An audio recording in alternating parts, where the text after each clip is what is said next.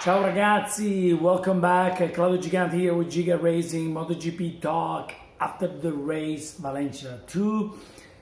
What I have to say, my prediction did work this time. Morbidelli got first spot. Here it is, right behind me. 3 victory this year. Excellent job by Morbidelli. What to say, he just planned the race the way I said it. He started up front, opened up a little bit of a gap, and then stayed up front all the way to the end.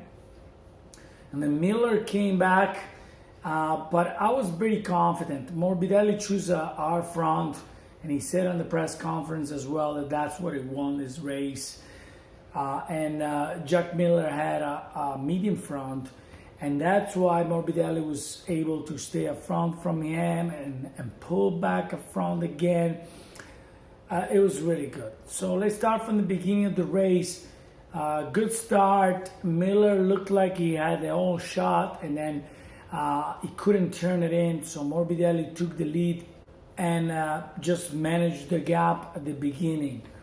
Behind him, we had Miller, which it really paid himself. I think he was saving tires, as I can see, just to make sure that he would have a little bit better edge at the end of the race. He knew he had a medium front. I don't know if he knew what Morbidelli picked. Right behind them, Paul Espargaro did a really good race. He managed to stay right in third spot. Alex Rins came back kind of strong. He finished fourth. Binder, congratulations to him as well. Young rider, he finished fifth. We had Oliveira sixth. So, we had 3 KTM in the first 6 spots. So really good. Johan Mir, congratulations to him too. 2020 world champion. He really played it safe. I think if it was Marc Marquez, he wanna win the championship with a victory. You can see that he didn't put much effort to do anything. He just did want to stay out of trouble. That's what Johan Mir did all season long. He's been playing like this, try to play safe and try to get points, and that's how he won the championship. He didn't win the championship because he was the best rider out there.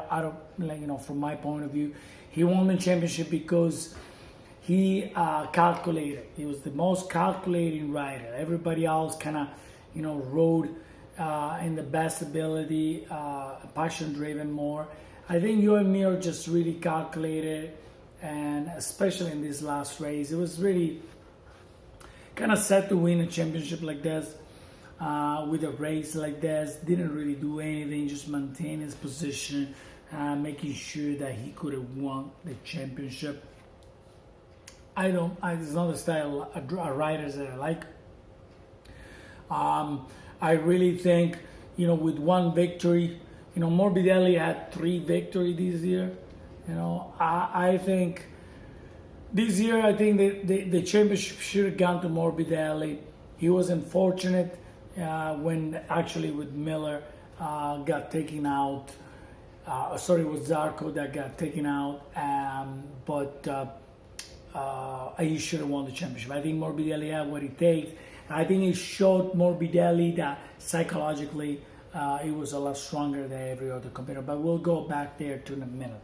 So going back, Dovizioso salvaged an 8th spot. Really respectful from him. What I liked really a lot was Alex Espargaro today.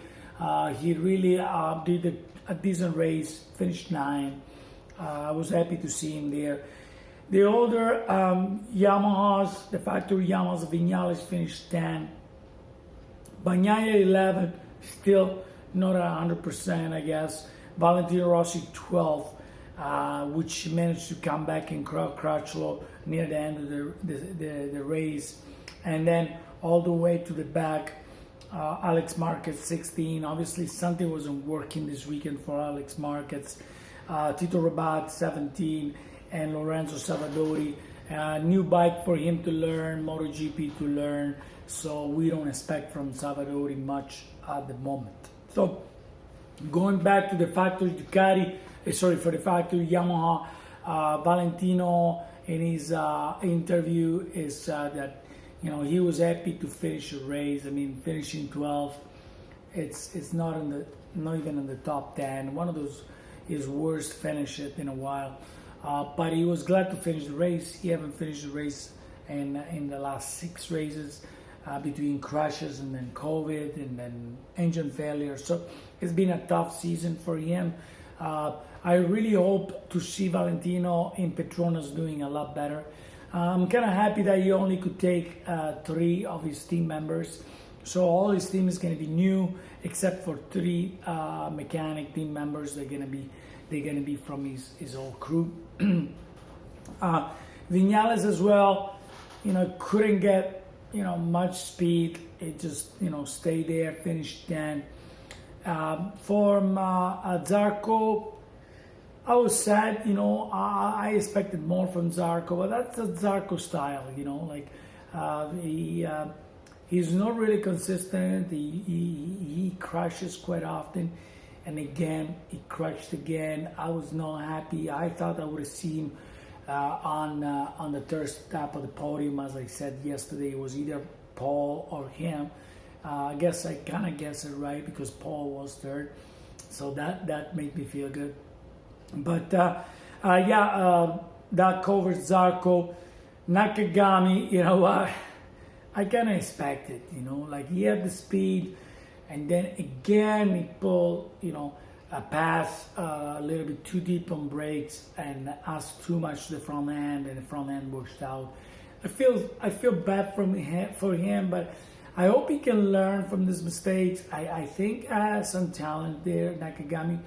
He's just gotta manage to hold on its excitement a little bit more and try to avoid these mistakes, easy avoidable. So going back to our front riders, Morbidelli and Miller. Morbidelli really played it right. His lap time was very consistent. He opened up a small gap. He didn't push too hard. Made a mistake. If you see him riding, he ride it really nice and clean. There was no rear end sliding everywhere or anything like that. Miller, on the other hand, I thought Miller was really on the edge. Every second in the last couple of laps, I was like, wow. I hope he doesn't crash. I didn't want to see him crashing because Miller does it often. That he might push that extra edge that he will crash. But Morbidelli on that last lap, he really pulled some counts back. When Miller passed him, he passed him back. And you know what? I gotta say, guys, a really nice, clean fight. People that know me know that I don't like the market style, kind of, stand you up on a corner and win a race or push you out of the corner. That's market style. Today we saw clean fighting, and I hope Marquez was watching because he can see what is clean fight. So you can have a good time fighting and winning a race well deserved without pushing people around. And that's what I never liked about Marquez, that he pushes people around. You don't need to do that to win a race. Morbidelli proved that today. He did a really good job.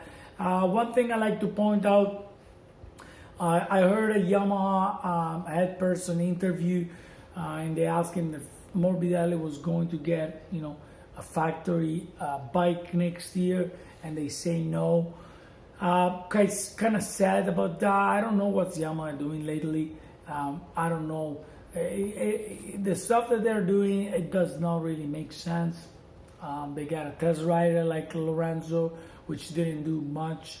They're not going to the right direction now. They're not giving, a factory spec bike to Morbidelli, which won 3 races this year. I mean, I think he should have a factory bike. And then in an interview today, he got asked Morbidelli if he would prefer to stay on the 19 or to have the 220 bike for next year.